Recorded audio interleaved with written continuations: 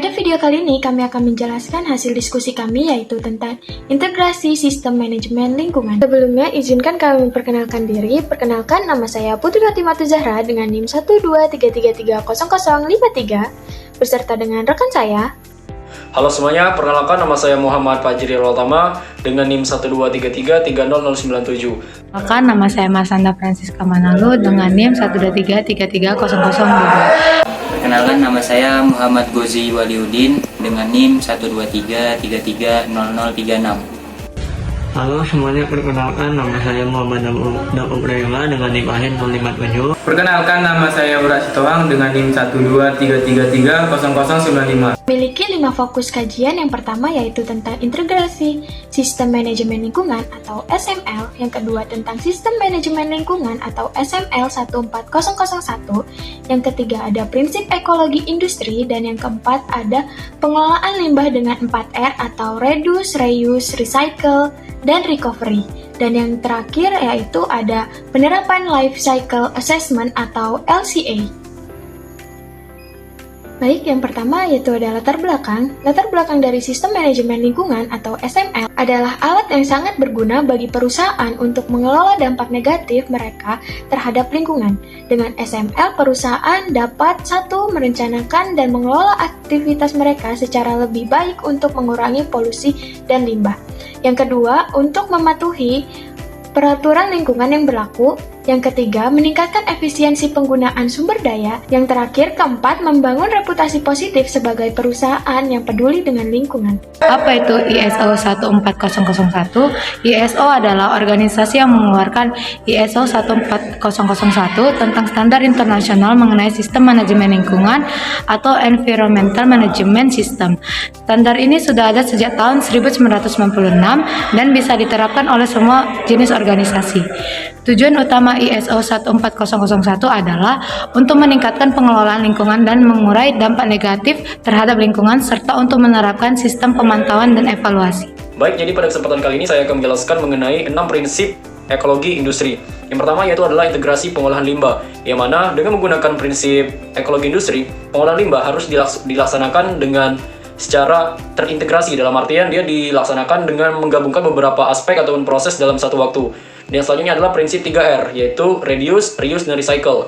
Yang mana dalam prinsip ekologi industri, ketiga R ini harus digunakan atau dilakukan, yang mana dengan tujuan untuk mencapai tujuan dari ekologi industri itu sendiri. Yang ketiga adalah pertimbangan aspek lingkungan, ekonomi, dan sosial. Seperti kita tahu, dalam penggunaan ekologi industri, ada 3 aspek yang harus diperhatikan, yang mana ketiga aspek ini harus sama-sama terdampak hal-hal positif dan tidak mendapatkan kerugian dari kegiatan yang kita lakukan, dalam artian industri yang kita jalankan. Yang keempat adalah efisiensi energi. Dalam prinsip ekologi industri, energi merupakan suatu hal yang penting, yang mana dalam penerapan ekologi industri, kita sebagai produsen ataupun kita sebagai pelaku industri harus mengutamakan tentang penggunaan energi secara tepat dan cermat, dalam artian harus digunakan secara efisien. Yang kelima adalah pemanfaatan limbah sebagai sumber daya. Dalam prinsip ekologi industri, sebagai pelaku usaha ataupun pelaku industri, kita harus mampu mengubah limbah yang dahulunya dinotabenkan sebagai hasil sampingan ataupun hasil buangan yang tidak mempunyai nilai, namun dengan menggunakan prinsip ekologi industri kita mengubahnya menjadi suatu barang yang mempunyai nilai lebih, dan dalam konteks ini kita ubah menjadi sebagai sumber daya. Yang selanjutnya adalah ekonomi sirkular. Dalam prinsip ekologi industri, ekonomi sirkular merupakan suatu hal yang penting, yang mana dengan ekonomi sirkular inilah kita dapat mengatur jalannya kegiatan perekonomian yang sesuai dengan ekologi industri itu sendiri. Di sini saya akan menjelaskan mengenai metode 4R dalam pengolahan dampak lingkungan. Yang pertama itu ada reduce atau mengurangi. Metodenya yaitu mengurangi produk sampah. Yang kedua, beli produk dengan kemasan minimal. Yang ketiga, hindari produk sekali pakai. Baru, bawa tas belanja sendiri. Optimalkan penggunaan sumber daya, hemat air dan energi, dan perbaikan barang yang rusak daripada membuangnya. Yang kedua ada reuse atau menggunakan kembali, yang dimana metodenya ada memanfaatkan kembali barang. Yang kedua, gunakan botol seperti bekas sebagai wadah. Yang ketiga, ubah pakaian ataupun bekas menjadi barang baru. Yang keempat, sumbangkan barang. Yang kelima, donasikan barang yang masih layak dipakai. Yang ketiga ada recycle atau mendaur ulang. Metodenya yaitu pisahkan sampah organik, anorganik, dan bahan berbahaya. Baru daur ulang sampah. Baru itu kumpulkan sampah untuk didaur ulang. Kemudian beli produk dari bahan daur ulang. Yang keempat ada recover, yaitu memperoleh kembali. Manfaatnya itu metodenya itu ada seperti manfaatkan energi dari sampah, produksi biogas dari sampah organik, konversi sampah menjadi pupuk, dan olahan sampah organik menjadi kompos. Life Cycle Assessment atau LCA adalah alat yang berguna untuk menilai dampak lingkungan suatu produk atau proses. Dengan LCA, kita bisa mengidentifikasi bagian mana dari siklus hidup atau suatu produk yang paling berdampak pada lingkungan dan mencari cara untuk mengurangi dampak tersebut.